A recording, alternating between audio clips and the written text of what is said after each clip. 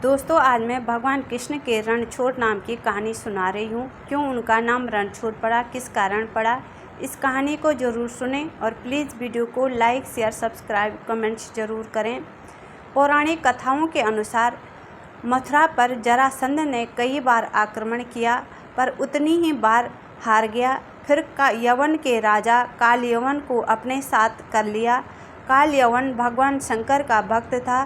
कालयवन को भगवान शंकर ने वरदान दिया था कि तुझे न चंद्रवंशी, न ही कोई सूर्यवंशी, कोई भी मार नहीं सकता, न किसी हथियार से, न बल से हरा सकता है।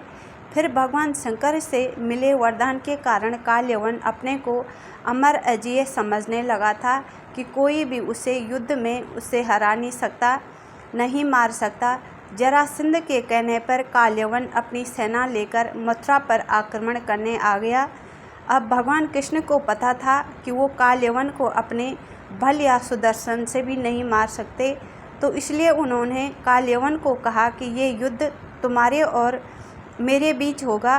कृष्ण बिना सेना के आगे अपने साथ कोई हथियार नहीं लाए। कालयवन को कहा कि आप भी अपने हथियार डाल दो, सेना को पीछे कर दो। कालयवन ने कहा ठीक है। फिर कृष्ण ने कहा कि कहीं दूर हम दोनों युद्ध करेंगे, जहाँ से हमारे बीच कोई न आए, वहाँ से चले गए। आगे कृष्ण और पीछे कालयवन। कालयवन कृष्ण को पकड़ नहीं पाया। तब उसने कहा कि रणछोड़ युद्ध से भाग रहा है। तो कृष्ण रणछोड़ नाम सुन के बहुत प्रसन्न हो गए। उनका नाम इसलिए रणछोड़ पड़ गया। अब कालयवन की मृत्यु कैसे हुई?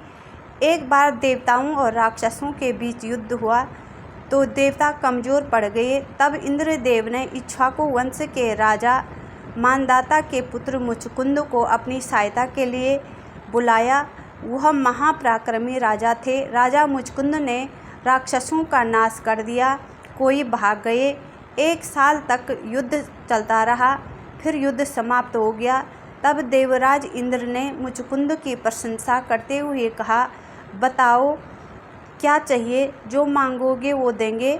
मुचकुंद ने कहा, युद्ध जीत गए, अब मुझे कुछ नहीं चाहिए। मुझे अब धरती लोक अपने राज्य वापस जाने की आज्ञा दो। देवराज इंद्र ने संकुचाते हुए कहा, अब आपका वहाँ कोई नहीं रहा।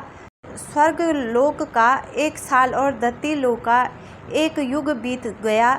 अब वहाँ नहीं जा सकते, वहाँ सब काल का ग्रास हो गया है।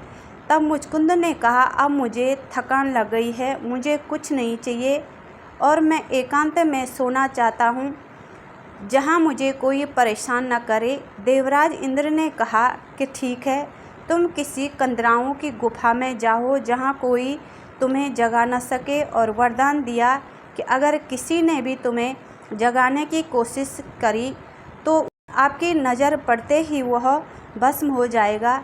इसलिए भगवान कृष्ण उसी गुफा में कालयवन को ले गए और कालयवन ने कृष्ण समझकर उसे लात मारकर जगा दिया और मुचकुंद की नज़र पड़ते ही कालयवन भस्म हो गया। इसलिए कृष्ण ने छल से कालयवन का वध किया। आई होप कि आपको वीडियो पसंद आई होगी।